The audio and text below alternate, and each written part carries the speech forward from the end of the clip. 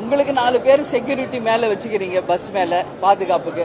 உங்களை நம்பி வர்ற தொண்டர்களுக்கு நீங்க பாதுகாப்பு தரணுமா இல்லையா? இப்ப தேமுதிக நீங்க எடுத்துங்க, 2005 நம்ம கட்சி ஆரம்பிச்சு இத்தனை ஆண்டு காலம் எத்தனையோ கேப்டன் வந்து மாநாடுகள், பொதுக்கூட்டங்கள், திருமணங்கள், எவ்வளவு நிகழ்ச்சி. ஆனா வருகின்ற அனைவருக்கும் தொண்டர் படை. ஏன்னா காவல்துறை வந்து நிச்சயமாக ஆளுங்கட்சிக்கு மட்டும்தான் அவங்க வந்து நிற்பாங்க. எதிர்கட்சிகளுக்கு காவல்துறை சப்போர்ட் பண்ணாது. இதான் உண்மைங்க. விஜயன் சொல்றாரு, காவல்துறை என்ன பண்றீங்க, காப்பாத்துங்கன்னு. பண்ண மாட்டாங்க. இதான் உண்மை. அதனாலதான் தொண்டர் படை அமைச்சு எங்க தொண்டர்களை நாங்க காப்பாத்திக்கிட்டு இருக்கோம் இத்தனை வருஷமா. அது மாதிரி விஜய் அவர்களும் இனிமேல் உங்களுக்கு எப்படி பாதுகாப்பு வைக்கிறீங்களோ உங்களை நம்பி வர தொண்டர்களுக்கும் தாவேக்கா பாதுகாப்பு ஏற்பாடு பண்ணோம்.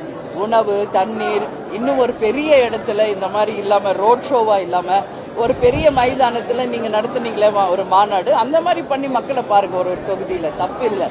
இது வந்து ரொம்ப தப்பான ஒரு முன்னுதாரணம். இன்னைக்கு எத்தனை குடும்பம் இதுல பாதிச்சிருக்கு. சின்ன குழந்தையில இருந்து இளைஞர்கள், மாணவர்கள் எல்லாருமே பாதிச்சிருக்காங்க. இது வந்து ரொம்ப ரொம்ப கவலைக்குரிய விஷயம். இனிமேல் இந்த மாதிரி ஒரு நிகழ்வு தமிழ்நாட்டில் நடக்க கூடாதுன்னு நான் கேட்டுக்கிறேன்.